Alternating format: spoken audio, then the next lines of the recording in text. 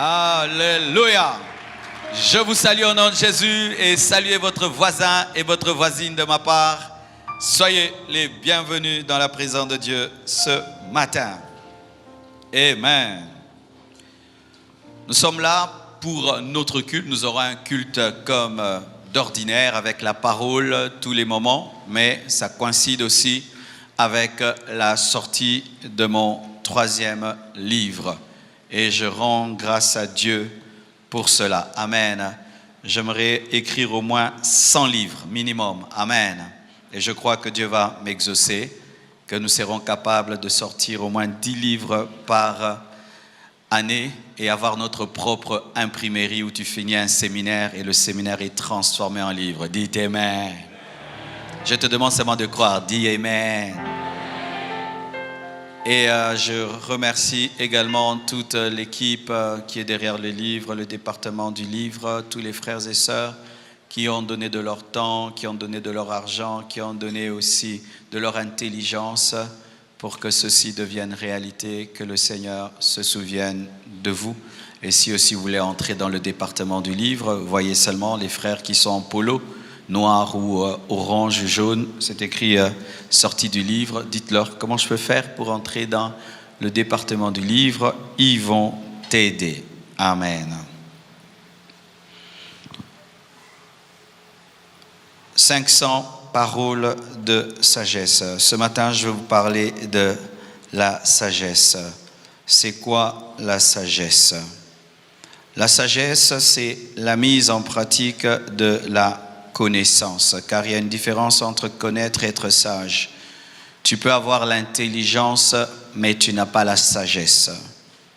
Et voici ce que j'ai compris, c'est que il n'y a pas de personne sage sans être intelligente, mais toute personne intelligente n'est pas sage. Alléluia. Tu peux avoir la sagesse et l'intelligence, et d'ailleurs toujours, mais tu peux avoir l'intelligence sans avoir la sagesse. Je donne un exemple. Tu vas avoir un professeur d'université qui donne cours d'économie, mais qui a 2 femmes et 3 femmes. Avoir 2 femmes, 3 femmes, c'est de la dépense. Amen. Hein? Il donne cours d'économie, mais il n'est pas capable d'avoir une seule femme parce qu'il a la connaissance, mais il n'a pas la sagesse. Tu vois un médecin qui enseigne sur les virus et les bactéries, mais il est impudique et il attrape le sida. Tu vois, il a la connaissance, mais il n'a pas la sagesse.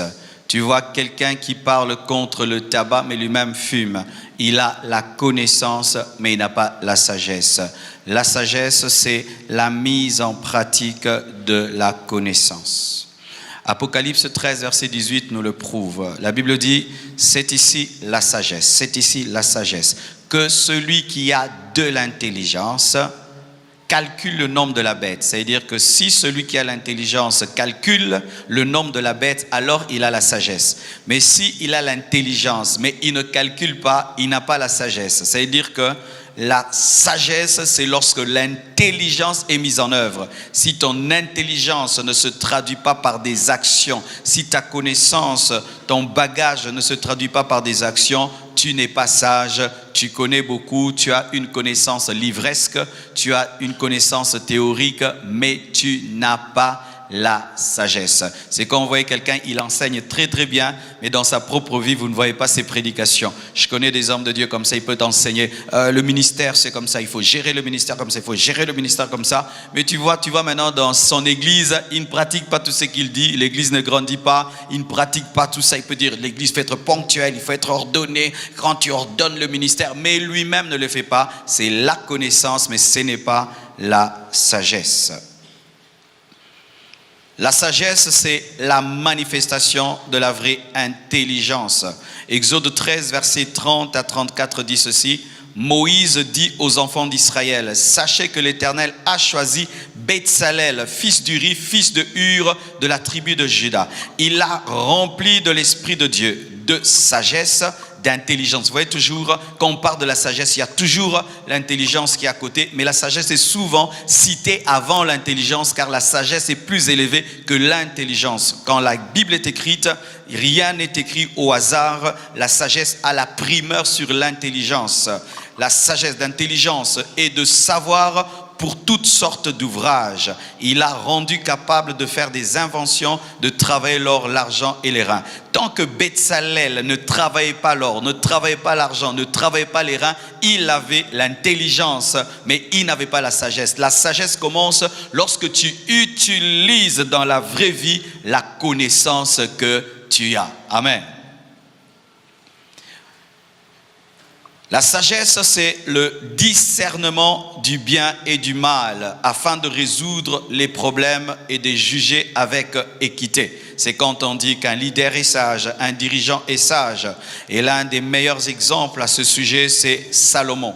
Dans 1 Roi 3, verset 16 à 28, nous avons l'histoire de deux femmes qui se querellent pour avoir un enfant. Tu t'imagines, tu es là, cette femme dit c'est mon enfant, l'autre femme dit c'est mon enfant. Comment tu vas faire pour découvrir qui est la vraie mère? Au temps de Salomon, il n'y avait pas de test d'ADN.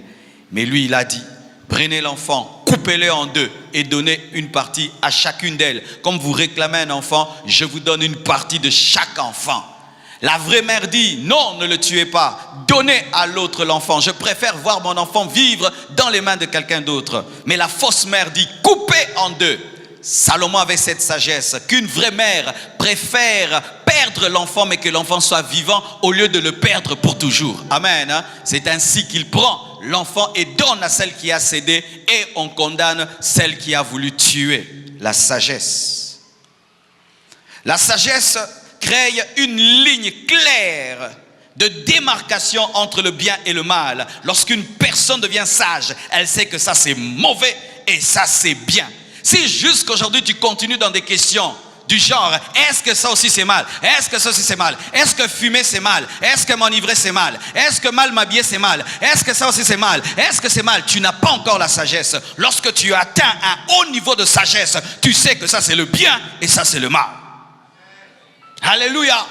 La sagesse te permet de savoir que ça c'est bien, ça c'est mal. Tu n'as plus de doute, tu n'as plus de questions. Tu sais que ça c'est le bien et ça c'est le mal.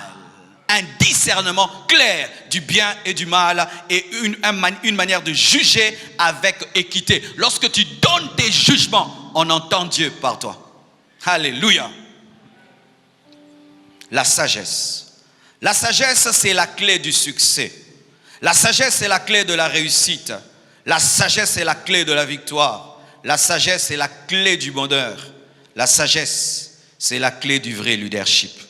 Mon frère, si tu as le même niveau intellectuel que quelqu'un, le même bagage intellectuel que quelqu'un, vous avez étudié dans les mêmes universités, mais tu vois, il réussit plus que toi, sache qu'il a une sagesse que tu n'as pas. Tu vends le beignet, je vends le beignet. Moi, on achète mes beignets plus que les tiens. Sache que dans mes beignets, il y a la sagesse et toi, tu n'en as pas. Peut-être moi j'ai la sagesse d'emballer les beignets, mais toi tu laisses les mouches sur les beignets. Nous deux, nous vendons les beignets, mais moi j'ai la sagesse de l'emballage. Donne-moi la main. Entre le coca en bouteille et le coca en canette, qu'est-ce que tu préfères? La plupart d'entre nous, nous préférons le coca en canette. Mais ça n'a pas un meilleur goût, mais ça a un meilleur emballage. Ils ont utilisé une sagesse pour élever le prix. Alléluia. Si tu vois quelqu'un dans le même domaine que toi avoir des résultats que tu n'as pas, sache qu'il connaît et il pratique des choses que tu ne pratiques pas. C'est pourquoi il faut toujours s'humilier devant celui qui réussit plus que toi, même s'il est de ton domaine, parce qu'il a une sagesse que tu n'as pas. Aujourd'hui, mes frères, sachez ceci, que la première clé pour réussir, ce n'est pas toujours la prière, c'est la sagesse. La sagesse fait réussir les hommes, la sagesse. J'ai étudié pourquoi aujourd'hui les Juifs sont les hommes les plus riches du monde. Lorsque tout le monde avait peur de faire des banques et tout le monde pensait que faire les affaires d'argent était mal, les Juifs sont devenus professionnels dans la banque. Ils prêtaient aux gens l'argent. Pendant que tout le monde considérait l'argent comme un démon, les Juifs, eux, prêtaient l'argent. Et qu'est-ce que ça fait? Lorsqu'ils prêtent l'argent, ils commencent à prêter au gouvernement, ils commencent à prêter aux armées. Ça fait que les présidents, les rois, les nations commencent à emprunter auprès des Juifs. Et celui vers qui on emprunte commande et dirige. Et il dirige le monde entier. Pourquoi? Pendant que tout le monde était distrait et méprisait un business, eux l'ont pris au sérieux. Et quand les autres sont venus en retard. Bien-aimés frères et sœurs, Des fois, tu cherches la sagesse tu cherches le succès loin de toi, alors que le succès est dans une inspiration que Dieu t'a donnée. Regardez mes frères et sœurs, aujourd'hui la plupart des temps on transpire pour réussir, mais sachez que les hommes les plus riches du monde ne sont pas ceux qui transpirent. Ce sont les gens qui utilisent le cerveau et la sagesse. Un jeune garçon, on dit qu'il est magicien et tout, mais moi des fois j'aime pas tout le temps regarder magie, qui s'appelle Marc. Il a remarqué qu'il était timide et il ne savait pas se faire des amis. Mais il a l'intelligence, il a créé Facebook pour avoir des amis. Mais lorsqu'il essaye sur lui, il trouve que ça marche. Il essaye dans son université, ça marche. Il répand ça dans le monde entier. Et aujourd'hui, c'est un milliardaire. Pourquoi? Là où sa timidité l'a arrêté, son cerveau l'a permis de percer. Mais si quelqu'un réussit dans le domaine dans lequel tu échoues, et tu appelles cela sorcellerie, tu n'apprendras rien. C'est pourquoi en Afrique, nous n'apprenons rien des gens qui réussissent, parce que nous disons toujours que c'est la magie. Donne-moi l'amen. Quelqu'un fait quelque chose qui est extraordinaire. Tu dis, qui ici? Comme toi, tu ne peux pas toucher à la magie, tu n'iras pas imiter la magie. C'est pourquoi vous ne profitez pas des gens qui réussissent. Mais si tu dis, c'est un homme de la même nature que moi, s'il peut, moi aussi je peux faire. Dis-moi quel est ton secret. Et alors, tu vas opérer à son niveau. Mais quiconque réussit, c'est la magie. Alia Moutou, Alia Kimoutou. Frère, ce n'est pas tout le monde qui mange quelqu'un. Alléluia. Ce n'est pas tout le monde qui mange quelqu'un. Tu es dans un domaine de musique, lui il fait sortir un album, il cartonne. Toi tu chantes et tu es dans un quartier. Il faut m'y tourner. Comment as-tu composé? Tu prends ses textes, tu prends sa musique, tu regardes. Tu dis, son texte est plus profond que le mien. Sa musique est mieux travaillée que moi. Il a trouvé les paroles qu'il fallait. Il chante avec son âme et son cœur. C'est que moi je ne fais pas. Seigneur, aide-moi. Mais nous, c'est quoi? C'est la magie, c'est l'occultisme. C'est pourquoi nous restons pauvres et nous échouons. Parce que quiconque fait ce que tu ne fais pas doit être un magicien. Alors que c'est un homme de la même nature que toi, mais qui a une sagesse que tu n'as pas. Même la reine de Séba a reconnu que Salomon était un roi comme elle, mais avait une sagesse supérieure. Certaines choses que je fais dans le ministère, je ne les ai pas reçues de Dieu. Je suis allé dans une église, j'ai vu comment le pasteur travaille. J'ai dit, ça je ne fais pas, et ça je ne fais pas. Et j'ai vu les résultats dans son ministère. Je l'ai appelé, pasteur, comment tu arrives à faire ça? Parce que moi, j'arrive pas. Il m'a dit, je fais ça, je fais ça, je fais ça. Je suis venu ici, j'ai fait, ça a marché. Bien-aimés frères, l'une des sagesses les plus faciles, c'est copier. Dis copier. Une fois que quelqu'un a fait paraître quelque chose, ce n'est plus à lui. C'était à toi quand c'était dans ta tête. Quand seulement c'est sorti, c'est à nous tous. Alléluia. Et ne demande même pas la permission. Tu vois quelqu'un faire, toi aussi prends, fais. Donne-moi la main. La Bible dit ceci dans Proverbe 8, verset 14. Le conseil et le succès m'appartiennent. Alléluia. Tu veux le succès, va auprès de la sagesse. Tu veux le conseil, va auprès de la sagesse. Je suis l'intelligence, la force est à moi. Tu veux la force, va auprès de la sagesse. Un homme sage est plus fort qu'un homme fort. Donne-moi la main, je vais t'expliquer. Entre l'homme et le lion, qui est plus fort? Le lion est plus fort que l'homme. Avez-vous déjà vu des lions attrapés sans hommes? Avez-vous déjà vu des hommes attrapés sans lions?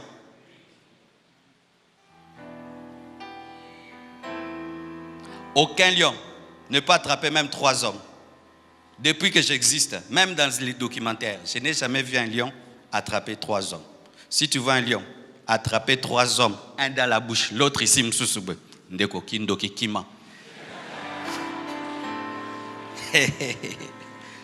Le lion, malgré toute sa force, s'il voit 2 proies, il ne peut calculer qu'une seule proie. Il va perdre l'autre. Mais l'homme peut prendre 1 lion, 2 lions, 3 lions, 4 lions, 5 lions. Il fait un zoo.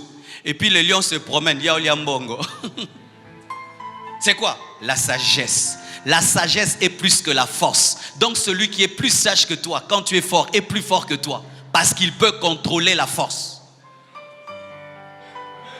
Regardez encore. Au Congo, en Afrique, tu vois un homme, il est pousse-pousseur, musclé comme tout. Il a un petit chariot qui ne peut lui permettre que de transporter quelques kilos de saleté. Il va faire 10 tours ou 50 tours sur le soleil pour déplacer une montagne de saleté. L'homme blanc remarque ça et dit non, c'est trop. Il invente une machine, il entre dedans, il démarre comme ça. Il démarre, hein? Comme ça. Il fait ça avec sa main, mais il commence à se déplacer. Nous démarrons comment? Et puis il va, il appuie, et puis il y a une grue qui descend, qui transporte, il appuie, et puis il amène. Tout ce que le pousse-pousseur devait faire en une journée, il le fait en 1 minute, et puis il dépose. Mais tu vas voir le pousse-pousseur, fort, musclé. Mais celui qui a fait zin zin zin, yoka bede bede. Mais il peut faire en quelques minutes ce que le pousse-pousseur fait pendant toute une journée. La sagesse. C'est ce que tu fais dans ta vie.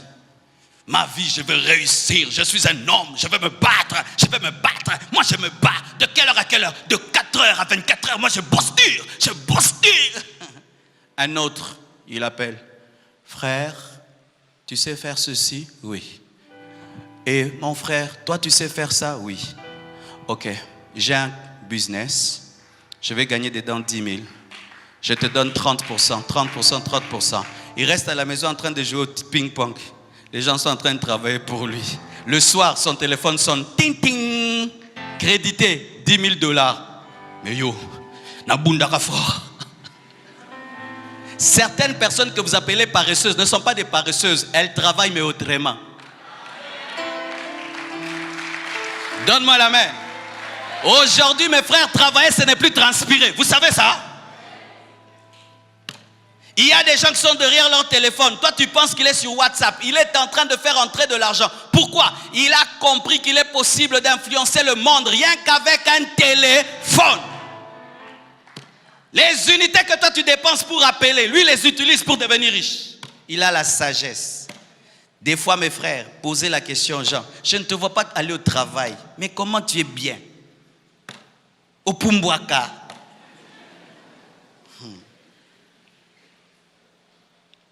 Dernièrement, je montre à quelqu'un l'application de l'église. Combien de gens ont donné de l'argent sur l'application de l'église sans qu'on puisse bouger ni transpirer. Il était très étonné qu'un téléphone peut faire entrer des milliers de dollars rien qu'en envoyant $10, $20, $40, $50. Vous voyez toute cette sonorisation, elle a été achetée par des gens que je n'ai jamais vus. Un téléphone, une application, c'est tout. L'argent tombe dans le compte et on achète ceci. Au lieu que toujours voir les gens que tu vois, tu peux commencer à voir les gens que tu ne vois pas. Et tu auras des choses que tu vois, car les gens que tu ne vois pas existent.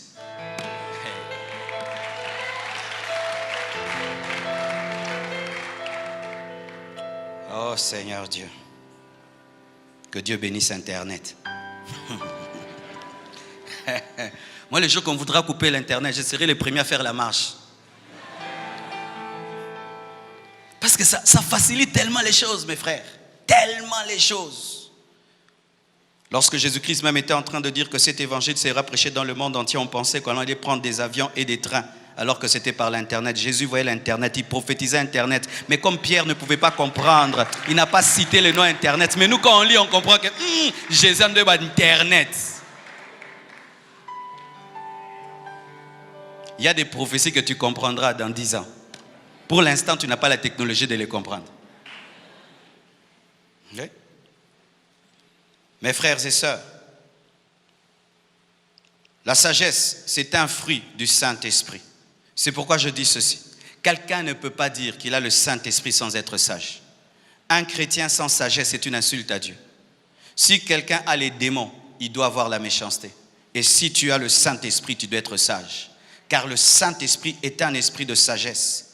Lorsqu'on parle de Betsalel dans Exode 31, verset 1, on dit « Sache que je lui ai donné rempli de l'Esprit de Dieu. » Exode 31, verset 3. « Je l'ai rempli de l'Esprit de Dieu, esprit de sagesse. » Tu ne peux pas avoir le Saint-Esprit et ne pas avoir la sagesse. La sagesse est une manifestation du Saint-Esprit et la sagesse est la caractéristique de toute personne qui a le Saint-Esprit. Mais comment pouvons-nous avoir des chrétiens qui n'ont pas de sagesse? Tu l'entends parler, tu vois, il n'y a pas de sagesse en lui. Tu l'entends réagir, il n'y a pas de sagesse en lui. Il parle comme un fou, il parle comme un insensé.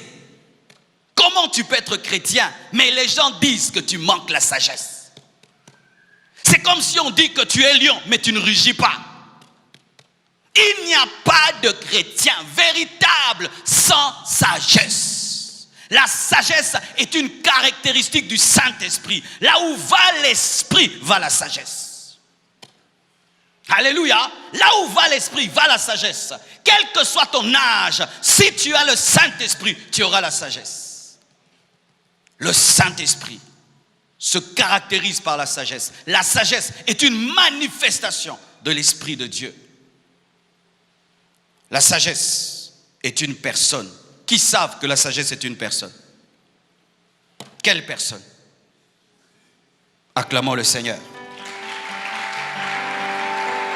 La sagesse, au-delà d'être une qualité spirituelle, une manifestation de l'esprit, la sagesse est une personne. La sagesse, c'est Jésus. La preuve, Proverbe 3, versets 19 à 20. La Bible dit: c'est par la sagesse que l'Éternel a fondé la terre. C'est par l'intelligence qu'il a fermé les cieux. C'est par sa science que les abîmes se sont ouverts et que les nuages distillent la rosée. Lorsque tu prends ce passage et tu étudies Jean 1, verset 1, la Bible dit: au commencement était la parole, et la parole était avec Dieu, et la parole était Dieu. Elle était au commencement avec Dieu. Toutes choses ont été faites par elle, et rien de ce qui était fait n'a été fait sans elle. Donc, c'est la sagesse qui était au commencement en train de créer la terre. Alléluia. Mes frères et sœurs, le ciel et la terre ont été créés par la sagesse. Dieu, dans sa sagesse, a établi le soleil pour éclairer la journée. Il a établi la lune pour éclairer la nuit. Et remarquez, la journée, on a besoin d'une pleine lumière. La nuit, on a besoin de l'abat-jour. Et la lumière de Dieu, c'est le soleil. L'abat-jour de Dieu, c'est la lune. Et quand même Dieu crée l'homme, voyez quelle sagesse est dans l'homme. Dieu savait qu'un jour tu allais transpirer. Et il a permis que tu aies des sourcils. Pourquoi? Pour que la transpiration n'entre pas dans tes yeux. Quelle intelligence! Il canalise la transpiration par les sourcils.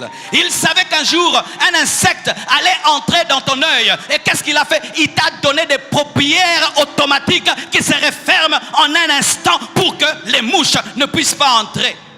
Dieu savait qu'un jour tu allais prendre un bain dans une douche. Et pour que tu ne puisses pas te noyer dans la douche, il n'a pas mis le nez au-dessus, mais il a mis en bas. Et les narines regardent vers le bas pour que tu ne sois pas noyé dans la pluie.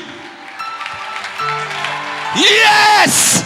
Si l'homme avait le nez au-dessus, on allait se protéger le nez pour ne pas être noyé dans la pluie. Mais quand il pleut, tu n'as pas peur. Pourquoi? Tu respires avec des narines qui regardent vers le bas. Donne-moi la main que je te parle. Donne-moi la main que je te parle. Dieu, sachant qu'il y a des organes qui doivent continuer à fonctionner même si tu dors, fait que le cœur fonctionne jusqu'à ta mort, mais tu peux fermer les yeux, mais tu ne peux pas fermer le cœur.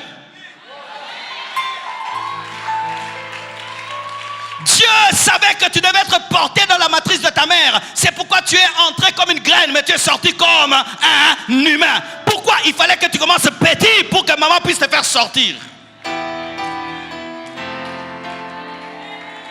Et regardez, mes frères et sœurs, le Seigneur t'a donné des pieds qui regardent devant pour te dire que jamais tu ne dois reculer. La manière dont Dieu t'a créé est un encouragement à avancer. Si tu vas te décourager et toujours reculer dans ta vie, regarde tes pieds, tes pieds regardent devant, parce que Dieu n'a pas prévu que tu puisses commencer à reculer. La sagesse même dans la création. Donne-moi la main que je te parle. Mes frères et sœurs, si vous ne savez pas, vos yeux ont une capacité qui dépasse toutes ces caméras. Votre cerveau est plus qu'un Mac, car tu peux même te remémorer de certains souvenirs quand tu avais 7 ans. Quelle capacité, quel disque dur. Quel disque dur. Regardez, cet habit, après 3 ans, il va se déchirer. Mais regarde ta peau qui paraît être si frêle. Elle se renouvelle, elle se renouvelle, elle se renouvelle, elle se renouvelle, elle se renouvelle. Donne-moi la main que je te parle. Tu grandis, la peau grandit. Tu grandis, la peau grandit. Jamais tu as des os plus longs que la peau. Mais, qui d'entre nous a vu quelqu'un grandir?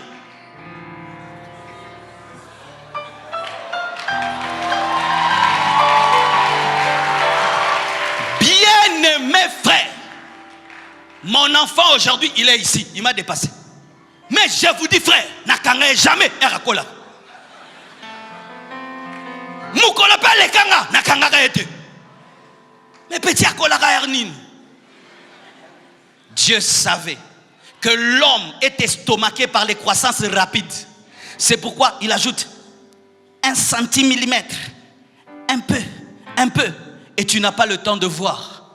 Et devant toi, ta fille est en train de grandir, mais tu ne vois pas. Chaque jour qu'elle dort, elle se réveille, elle grandit un peu. Elle dort, elle se réveille, elle grandit un peu. Elle dort, elle se réveille, elle grandit un peu. Et puis du coup, tu as un géant, mais tu n'as pas eu le temps d'être effrayé, parce que le géant a grandi sans te effrayer. Il t'enseigne quoi? La patience dans la vie, d'aller niveau après niveau. N'effraie pas les gens. Donne-moi la main. Aujourd'hui tu es pauvre, demain tu es milliardaire. Ah, obang sangai. Et tu veux dire que la sagesse n'existe pas. C'est la sagesse qui fait que les planètes ne puissent pas se cogner. C'est la sagesse qui fait que les étoiles soient suspendues dans les airs. Il suffit seulement qu'une étoile s'approche trop près de nous, nous brûlons. Mais regardez comment Dieu les a gardés loin. Quelle sagesse, quelle intelligence. Et il y a des gens qui veulent nous dire que ce n'est pas Dieu qui a créé l'univers, archi faux. Jamais une perfection n'est créée par un hasard. C'est seulement une sagesse qui peut créer une telle perfection. Mes frères et sœurs, un jour quelqu'un vient, il regarde ce temple qu'on va le finir, et comme il ne nous voit pas, il dit, c'est personne n'a créé. Non, rien que l'intelligence qui est là démontre qu'il y a quelqu'un. Ce n'est pas parce que tu ne vois pas le bâtisseur que tu vas nier l'œuvre. L'œuvre révèle le bâtisseur. Jésus est la sagesse. Et Jésus ne peut pas venir dans ta vie et te laisser insensé.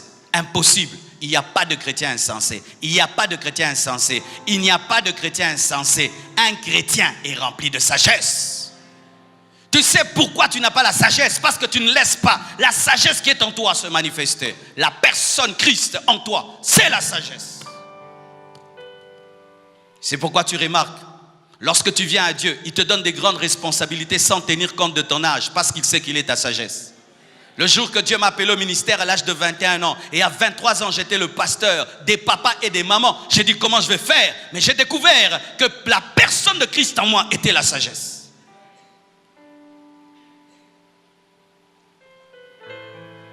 Mes frères, il y a 2 sortes de sagesse. Il y a la sagesse des hommes qui est une sagesse limitée et biaisée. Biaisée par le mauvais cœur de l'homme et ses limites. 1 Corinthiens 2, versets 3 à 5 nous le dit. Moi-même j'étais auprès de vous dans un état de faiblesse, de crainte et de grand tremblement. Et ma parole et ma prédication ne reposaient pas sur le discours persuasif de la sagesse, mais sur une démonstration d'esprit et de puissance, afin que votre foi fût fondée, non sur la sagesse des hommes, mais sur la puissance de Dieu. Il y a la sagesse des hommes, et cette sagesse est une folie. Cette sagesse est une fausse sagesse. C'est une sagesse qui n'apporte rien. Elle peut te remplir de diplômes et d'orgueil, mais elle n'est absolument rien. Regardez l'homme sage Nicodème, il ne pouvait même pas comprendre la nouvelle naissance. Malgré qu'il était docteur, il ne pouvait pas comprendre la nouvelle naissance, des choses qu'on comprend à l'écodime. Mais il y a une autre sagesse, la sagesse d'en haut, celle de Dieu.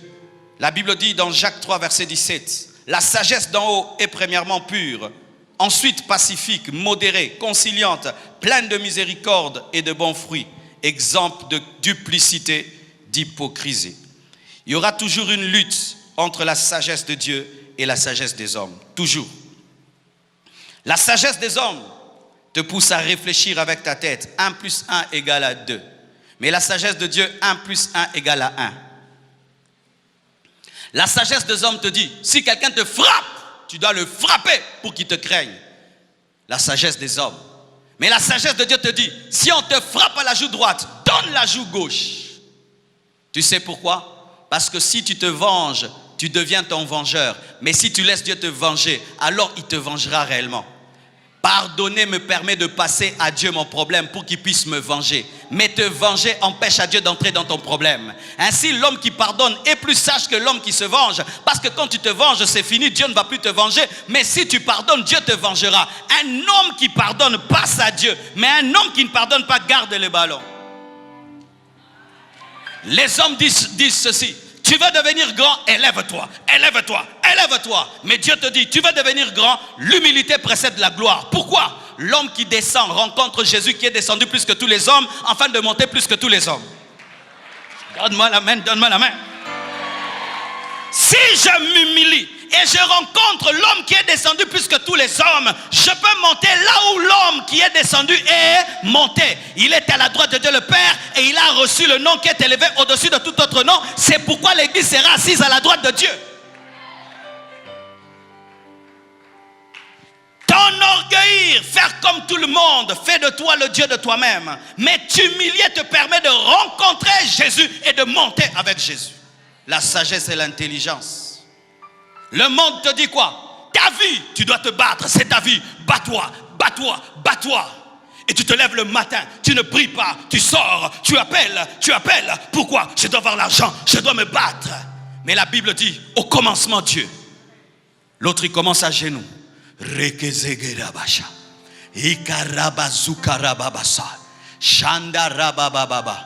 Dieu te dit, mon fils, aujourd'hui, tu ne vas pas aller à tel endroit. Ta bénédiction n'est pas là-bas. Vers 13h, va à tel endroit, tu vas rencontrer ta bénédiction. Toi, tu vas sortir le matin jusqu'au soir, tu n'attrapes rien. Mais moi, je sors à 13h, j'attrape tout. Pourquoi? J'ai consulté le maître des temps des circonstances et il m'a donné la météo céleste. Frères et sœurs, beaucoup de chrétiens ne vivent pas la main de Dieu parce que vous opérez dans la sagesse humaine. Vous opérez dans la sagesse humaine. La sagesse humaine. Si je vois, je crois. Alléluia. Si je vois, je crois. Ok. Sarah. Si je vois le bébé, je crois. Mais sache que voir ne donne jamais une matrice à une femme vieillard. Mais la foi peut donner à la vieillard une matrice qui lui permettra de voir. Moi, je ne crois que si je vois. Si tu attends voir pour croire, tu ne vas pas déclarer pour créer. Mais si tu crois sans voir, tu déclareras et tu verras. La sagesse de Dieu te pousse à être fou pour être sérieux, mais la sagesse des hommes te pousse à être sérieux pour être fou. Exemple. Tu es malade et tu dis, je suis malade. Pourquoi? Les symptômes sont là. Ok. Moi, je crois que je suis guéri, mais j'ai toujours les symptômes. Premièrement, je serai plus heureux que toi. Parce que toi, tu diras, je vais mourir. Mais moi, je vais dire, je vais vivre. Et comme la confession amène la manifestation, je finirai par vivre parce que c'est que je dis, je vais le devenir. Qui est plus sage que l'autre? C'est moi qui suis fou, mais qui suis plus heureux que toi. La sagesse de Dieu est plus élevée que la sagesse des hommes. Lorsque l'homme pense, il pense sur la terre. Quand Dieu pense, il passe au ciel. Et lorsque tu t'élèves à la dimension de Dieu, tu penseras ciel pendant que les hommes pensent terre. Et sur la terre, il y a des embouteillages, mais dans les airs, il n'y a pas d'embouteillage. Ce qui fait que les gens qui opèrent dans la sagesse de Dieu ne vivent pas trop de guerres et de choses. Pourquoi? Ils sont souvent uniques et spéciaux. Mes frères et sœurs, comment avoir la sagesse? Dis ça à ton voisin. Comment avoir la sagesse? Job 28, verset 12, jusqu'en bas dit, mais la sagesse, où se trouve-t-elle? Où est la demeure de l'intelligence? L'homme n'en connaît point le prix. Elle ne se trouve pas dans la terre des vivants. L'abîme dit, elle n'est point en moi. Et la mer dit, elle n'est point avec moi. Elle ne se donne pas contre de l'or, elle ne s'achète pas. Elle ne s'achète pas au poids de l'argent. Elle ne se pèse pas contre l'or d'Ophir, ni contre les précieux onyx, ni contre le saphir. Elle ne peut se comparer à l'or, ni au verre. Elle ne peut s'échanger pour un vase d'or fin. Le corail et le cristal ne sont rien auprès d'elle. La sagesse vaut plus que les perles, dites Amen. La topaze d'Éthiopie n'est point son égale, et l'or pur n'entre pas en balance avec elle. D'où vient donc la sagesse? Où est la demeure de l'intelligence? Elle est cachée aux yeux de tout vivant. Elle est cachée aux oiseaux du ciel. Le gouffre et la mort disent, nous en avons entendu parler. C'est Dieu qui en sait le chemin. Alléluia. C'est lui qui en connaît la demeure, car il voit jusqu'aux extrémités de la terre. Il aperçoit tout sous les cieux. La sagesse est auprès de Dieu. La sagesse n'est pas auprès du diable. Je suis étonné aujourd'hui, on dit que dans les loges, il y a plus de sagesse que dans les choses de Dieu. Ils appellent ça l'exotérisme. Yoka komo munene, exotérisme. Jamais il ne peut avoir de la sagesse auprès du diable, parce que Satan est un fou, et un fou ne peut pas donner la sagesse. L'esprit le plus bête au monde, c'est Satan. Je répète, il n'y a pas un esprit aussi bête que Satan. Satan est le bête des bêtes des bêtes. Pourquoi? Il a décidé de combattre son créateur. Il faut être vraiment bête pour le faire. C'est comme si cet ordinateur décide de combattre Steve Jobs. C'est comme si ce livre décide de me combattre. Satan a décidé de combattre son créateur. Et comment quelqu'un de bête peut te rendre intelligent? Comment quelqu'un de bête peut t'apprendre la sagesse? Quiconque est franc-maçon est bête. Quiconque est dans les loges est bête. Quiconque est rosicrucien est bête. Oui, vous êtes bête. Pourquoi? Vous croyez qu'un fou peut devenir votre professeur? Donne-moi la main que je parle. Imagine, tu accompagnes ton papa ou ton oncle à cravate veste, triple licencié en économie. Il va à l'université et puis il s'assied. Qui donne cours? Un fou. Dans les loges, qui donne cours? Satan. Qui est Satan? Un fou. Le diable a serré les poings pour se battre contre qui? Contre l'Éternel. Et maintenant, un Satan, il te dit, si tu lis ce livre d'occultisme, tu vas avoir la grande sagesse, la lumière de la sagesse. Et toi, tu vas et tu entres dedans, on te donne une grosse chaînette, signe de la folie. Donne-moi la main que je te parle. Vous remarquez les fous, quand ils aiment une chaînette, ils s'attachent à cette chaînette. Ils peuvent te battre pour la chaînette. Ils ont des grosses chaînettes. Et là-bas, eux aussi, ils ont des chaînettes. Ils dorment avec ces chaînettes. Ils se réveillent avec ces chaînettes. Ils se lavent avec ces chaînettes. C'est quoi? Ce sont des fous. Comment tu peux avoir une chaînette qui te protège, mais toi tu la protèges? Si cette chaînette te protégeait, il faut l'exposer comme ça qu'elle veille sur elle-même. C'est ce que le père de Gédéon a dit. Si Baal est Dieu, qu'il combatte pour lui-même.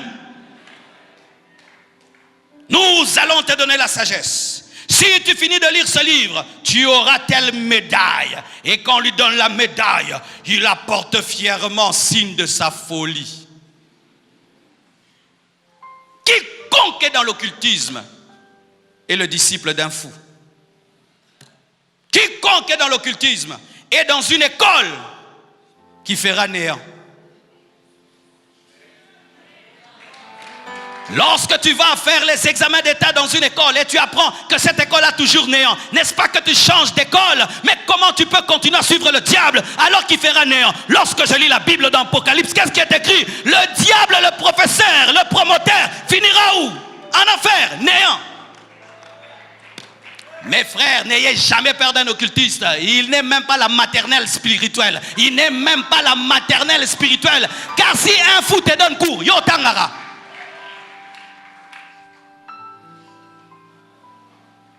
Tu dis qu'avec ton occultisme, tu peux m'attaquer. Donc tu veux me dire qu'avec le cours d'un fou, tu peux être plus intelligent que moi. Mais jamais. Si un occultiste te dit, je vais te tuer, va rigoler. Ne prie même pas, va dormir.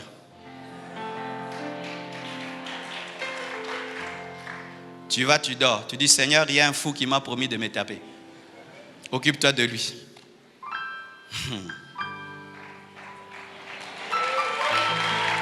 Et aussi, Lorsque vous voyez les gens compliquer leurs livres, compliquer leur phraséologie, c'est souvent pour cacher leur manque de connaissances. Vous allez voir dans les livres occultes, ils compliquent les choses. Le septième œil, l'aura, transcendantaux. Papa,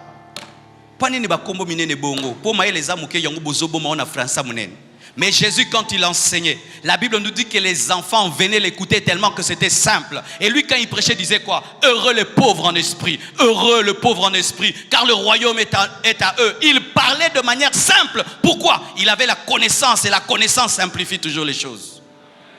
Mais des livres qui donnent des mots de tête, des mots de tête, des mots de tête, révèlent qu'il n'y a rien dedans.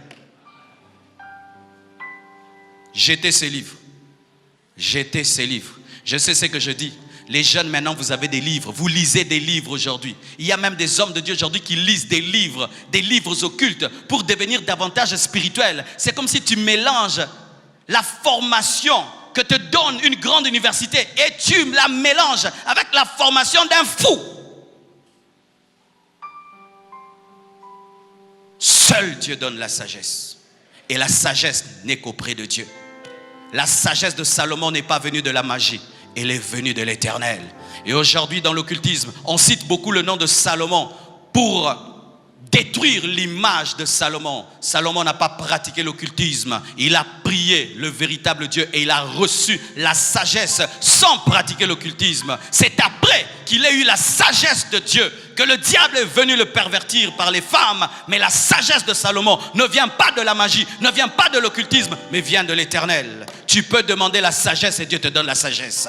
Dis avec moi, Seigneur, donne-moi la sagesse. Dis, donne-moi la sagesse. Donne-moi la sagesse. La Bible dit cela. Jacques 1, verset 5.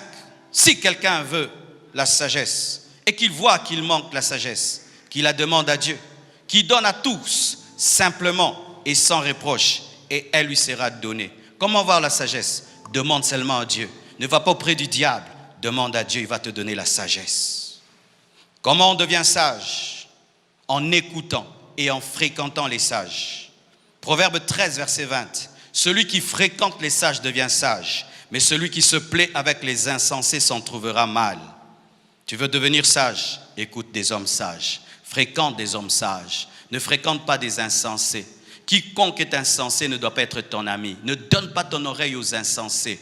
Donne ton oreille aux hommes sages. Écoute des hommes sages. Fréquente. Regarde comment est-ce que les sages vivent et tu deviendras sage. Dans mon ministère, j'ai toujours décidé d'avoir une porte ouverte quand je reçois avec une vitre devant la porte. De sorte que mes collaborateurs peuvent entrer dans mon bureau quand ils veulent et il y a toujours une vitre. Pourquoi? J'ai vu le pasteur André Verneau, l'un des hommes qui a servi Dieu dans la sainteté dans cette nation et qui est mort sans chuter, faire cela. Le jour que je suis allé dans son bureau, j'ai vu cela, j'ai dit moi aussi je le ferai. Et je vous assure mes frères, jamais une bêtise ne m'est arrivée. Pourquoi? Il y a toujours le temps pour que quelqu'un puisse entrer. C'est pourquoi je ne peux pas imiter ceux qui changent leur bureau en chambre à coucher, où ils s'enferment avec les bandits à clé, avec une porte comme si c'est la porte d'une banque. Pasteur Oyamba Kangami.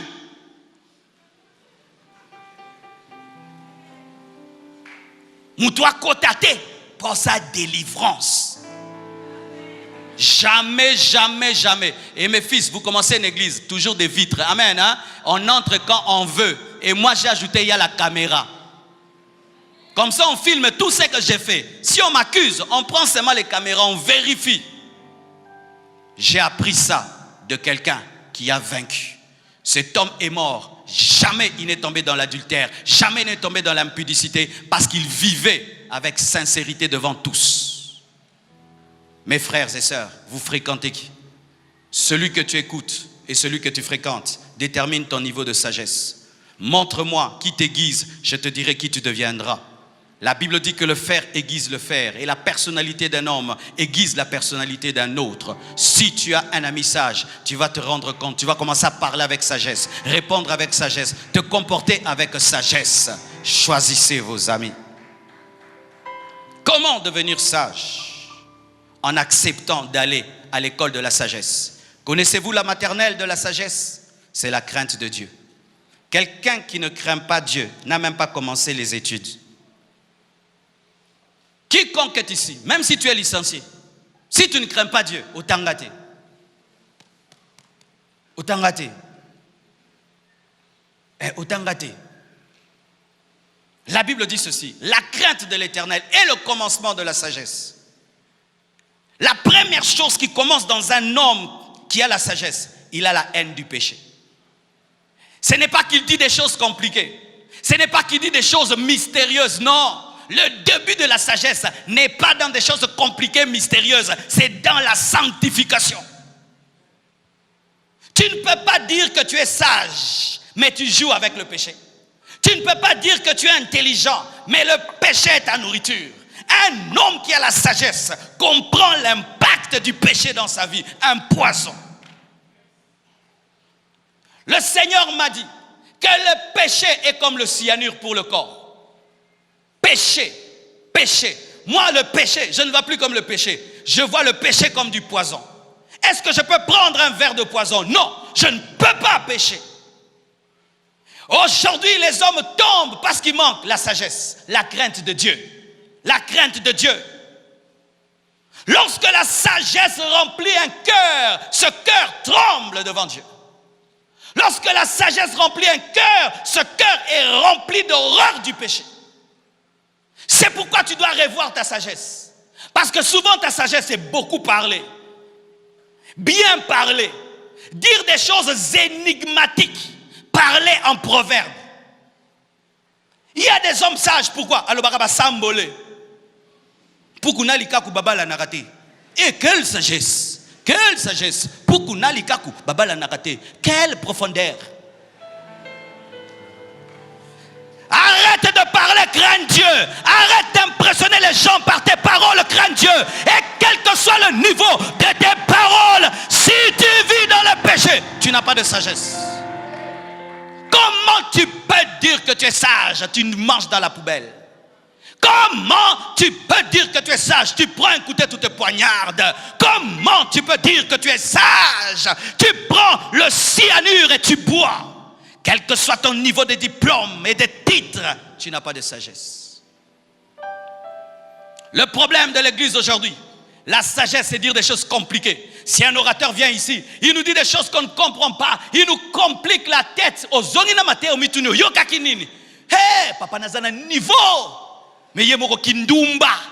Ndumba azalaka na bwanya te. Ndumba ya bwanya azalaka te. Ndumba ya bwanya azalaka te. Ndumba ya bwanya azalaka te. Ndumba ya bwanya azalaka te. David avait la sagesse lorsqu'il était loin du péché. Le jour seulement qu'il a touché la femme d'autrui, c'était un fou. C'était un fou. La Bible le dit, celui qui touche à la femme de son prochain est un fou.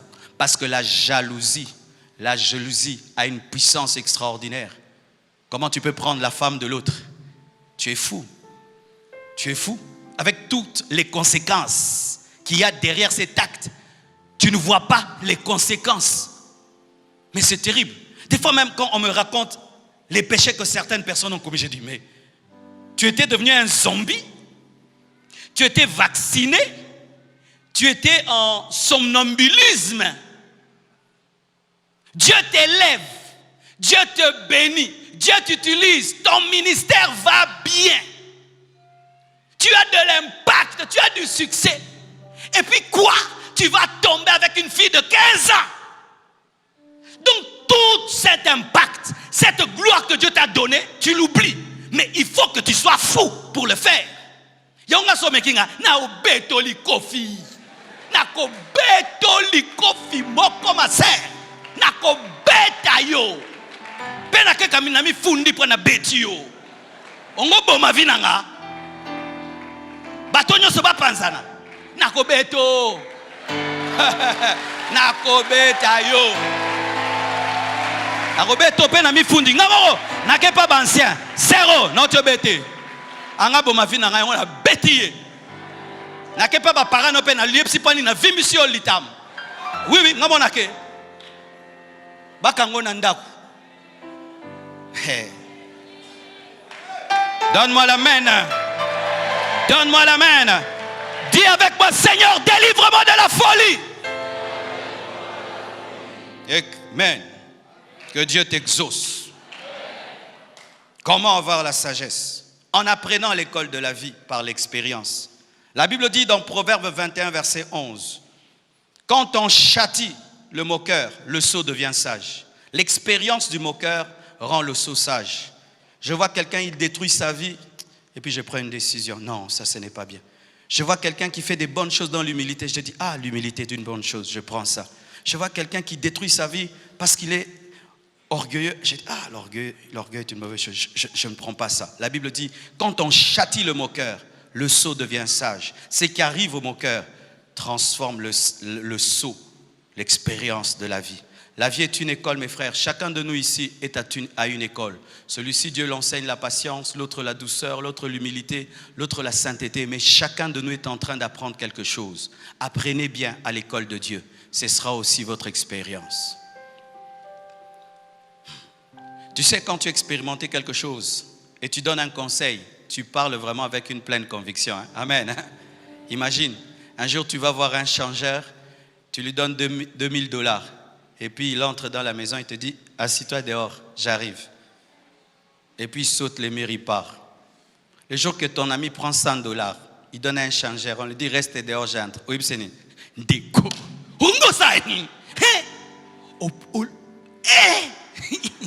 Pourquoi? Tu as l'épreuve qu'il n'est pas bon de croire à quelqu'un sans connaître sa profondeur. Des fois, Dieu te fait passer par des expériences pour te donner une sagesse que tu as expérimentée. Quand tu parles à quelqu'un, lui-même sait que tu ne blagues pas. Tala, fanda. Biloko bandi ekomelanga. Moni retard à vie na 20 ans. Et ça biloko. Sokongo suka ndenge ngai banda biloko yo. Moi, dans ma vie, mes frères, je n'apprends pas seulement que par les gens qui réussissent. Même les gens qui échouent m'apprennent. Un jour, je suis allé voir un homme de Dieu. Je lui ai dit, parle-moi des erreurs que tu as commises dans le ministère. Il m'a parlé, ça m'a aidé. Pas seulement les bonnes choses, même les mauvaises choses. Parce que celui qui a expérimenté quelque chose est professeur dans cette chose. Yes. Comment encore avoir la sagesse? En exerçant le discernement et la réflexion. Dites réflexion.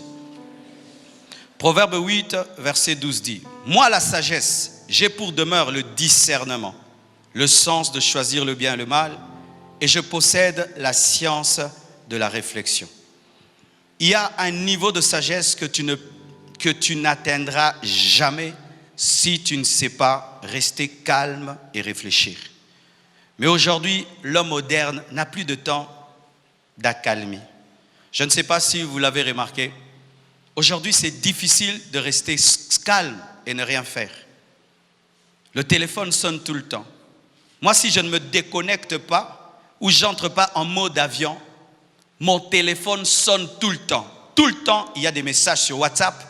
Tout le temps, il y a des commentaires sur Facebook. Tout le temps, il y a des commentaires sur Twitter, sur Instagram. Donc, mon téléphone est envahi en permanence. Des fois même, je ne l'utilise pas pour appeler. Il se décharge tout seul à cause de tous les appels et les sollicitations qui sont derrière. Donc, je suis obligé soit de l'éteindre, soit d'entrer en mode avion pour réfléchir. Et je vous assure, Satan ne veut pas que tu réfléchisses, que tu prennes le temps, tu t'assieds sur une chaise ou un bureau ou dans un coin dans la parcelle, tu commences à réfléchir. Tu poses la question, pourquoi je n'avance pas? Il y a des gens qui ne se posent jamais de telles questions. Ils sont tout le temps téléphone, ils parlent, téléphone, et puis il dort, il se réveille, téléphone, il parle, il dort, il se réveille, téléphone, téléphone, les hommes tout le temps autour de lui. Jamais tu n'as des temps de silence. Tu n'auras jamais la sagesse. Tous les hommes sages ont des moments de silence. Tous les hommes. Tu vois un homme sage, il a une profondeur. Vérifie dans sa vie, il a des moments où il se retire de tout le monde. Il éteint le téléphone, il éteint tout. Il est seul face à Dieu et face à sa conscience. Et c'est quand Dieu te donne des principes de sagesse. Il y a des gens, tu vois, sa vie est échouée. Tu aimerais même lui donner un conseil, mais tu sens que si tu lui donnes un conseil, il ne va pas comprendre. Mais s'il se retire dans le silence, Dieu peut lui parler. Tu vois le problème, ce n'est pas la faute de ton père, ce n'est pas la faute de ta mère, ce n'est pas la faute de ton patron, ce n'est pas la faute de ceci, tu es un paresseux. Chaque fois tu vas au travail à 9h, chaque fois tu vas à 9h, le travail commence à 8h, toi c'est toujours 9h, 9h, 9h, et il y a toujours quelqu'un qui arrive avant toi, qui fait ton travail, et on te chasse, et ils sont contre moi, ils sont jaloux de moi, je suis trop intelligent, c'est pourquoi on me combat. Mais tu n'as jamais de moment de silence pour dire, non, je suis paresseux, je suis paresseux. Oh Seigneur, délivre-moi de la paresse. Il est écrit dans ta parole que l'homme mangera la sueur de son front. Je suis paresseux, Seigneur, j'aimerais changer. Je prends la décision aujourd'hui. Je vais me réveiller le matin. Je vais y aller, Seigneur. Mais si tu n'as pas des moments de silence, tu peux mourir et jamais tu ne deviendras l'homme que tu dois devenir. Mes frères, créez des moments où vous êtes seuls. Même si tu es marié, des moments où tu es loin de ta femme, loin de ton mari. Jacob s'est éloigné de sa femme et de ses enfants pour comprendre qu'il ne pouvait plus être Jacob, il devait devenir Israël. Combien de temps tu passes pour réfléchir sur ta vie? Tous les jours de ma vie, je réfléchis sur ma vie pour faire un bilan. Si j'avance, je stagne ou je recule. Mais si tu ne fais pas, tu te retrouveras à 60 ans de la Mukelivi. Au moins, on a mikolo ba la Mukelaravie, hein? À la Mukelivi, ce qu'on a retard. À comme t'es maman bé. Petit, walo, t'es petit. Vieux, ou la Mukine en retard. Tu ne veux pas te réveiller en retard? Réveille-toi maintenant. Allez vous retirer face à vous-même. Ma soeur, pourquoi tu ne te maries pas? Tu vas dire plein de choses. Les hommes sont des aventuriers. Mais si tu t'assieds toute seule, tu seras face à ton odeur. Et tu comprendras que, mena lumbara.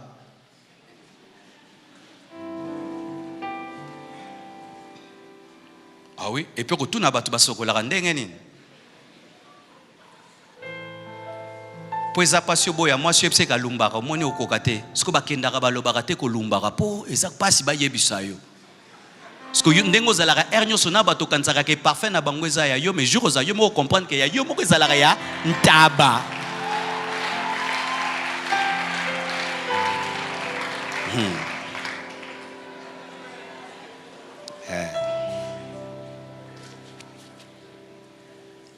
Terminons.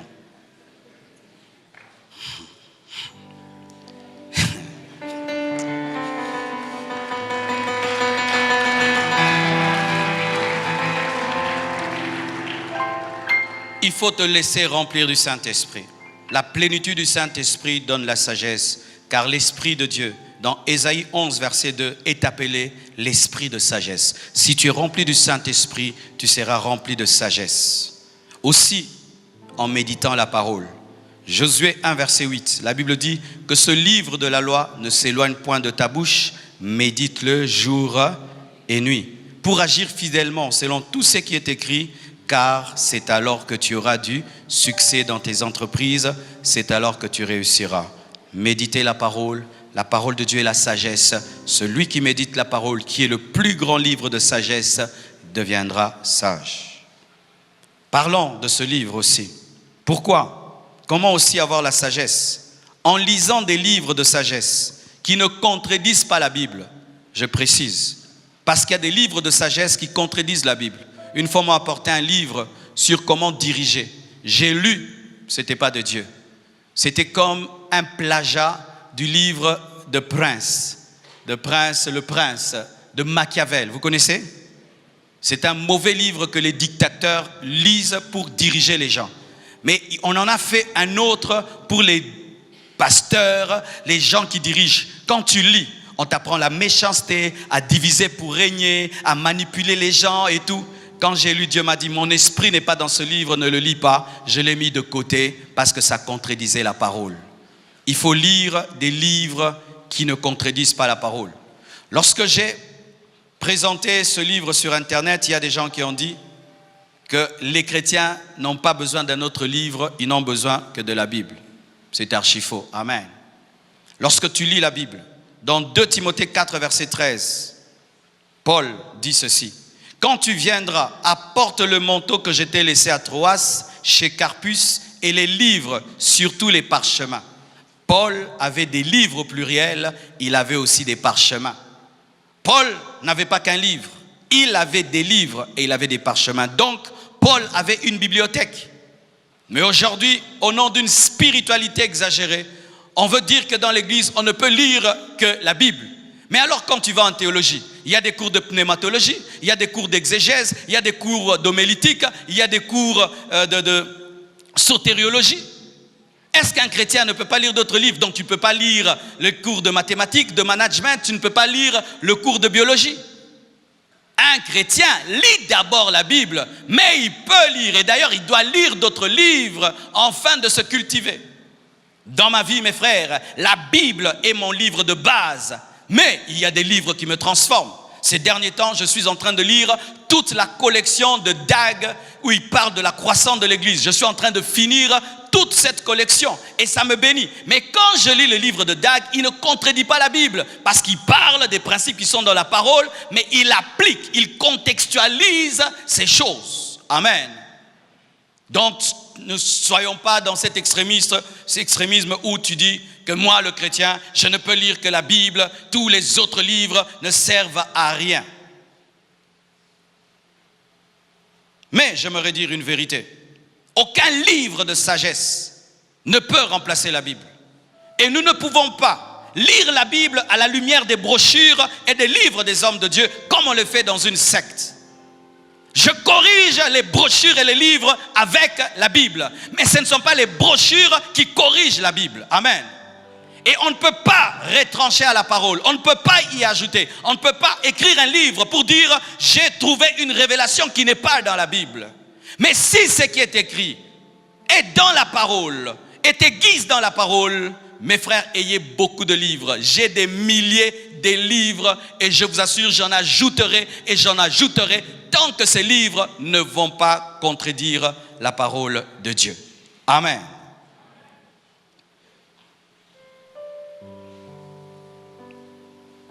Deux questions me sont posées par rapport à ce livre. Pourquoi vendre le livre? Les gens me disent, tu as reçu gratuitement, donne gratuitement. Le verset là, ce n'est pas pour les livres. Amen.